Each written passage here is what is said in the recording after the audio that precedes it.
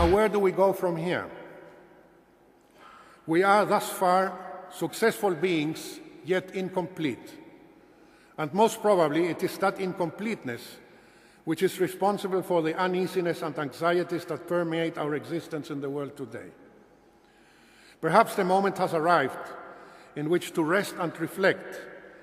We have the opportunity now to analyze with true honesty the map of our navigation, with all its hazards and successes, with all its tragedies and glories. And then it may be wise to unearth the alternative map of the route we navigated not, and see whether we can find in it orientations that can rescue us from our existential confusions. In Afghanistan, I'm proud to say that we're now launching a $600 million program, the biggest civil program in that country's history. And that is after 2 years extensive work from my side with World Bank, Asian Development Bank, USAID, and the Indian government to move away from endless road buildings to livelihood. Why should you have all the roads if you can afford to travel on them, if you don't have any goods to transport on them? In that country, there are 8 million unemployed people, 4 of them in refugee camps, 2 million into opium production, 300,000 Mujahideen soldiers roaming around, and the Taliban's gaining territory all the time. They badly need livelihood and a belief in the future, not more roads.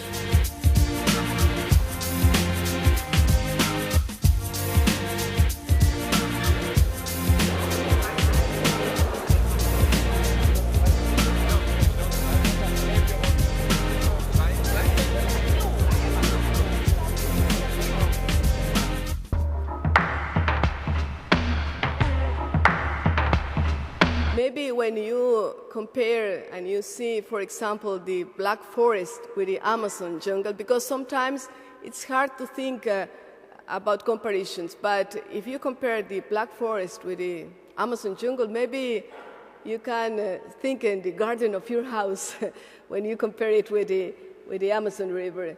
And some of the scientists says that in 1 hectare of the Amazon, you have more biodiversity than in the whole Europe.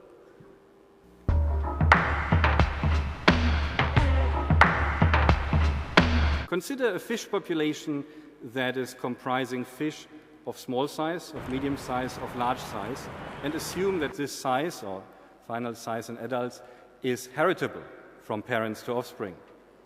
Now, if we take away the big fish, they are lost from the gene pool. And if now the remaining fish reproduce, then we are left with a population of many small fish. This is a very simple phenomenon, and it has just not yet been taken into account in contemporary fisheries management.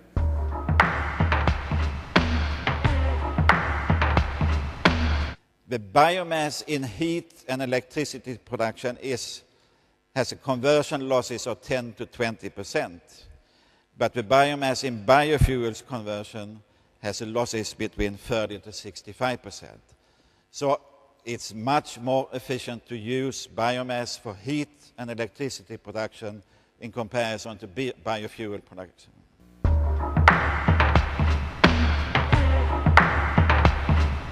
We talk about education for all. It's not enough. We need quality education for all. Because we really need to transform mentalities and visions and have the ability to act on it and to build it. We are talking about building the conviction and the commitment for pursuing sustainable development. So education alone is not enough. Quality has to be something we look for.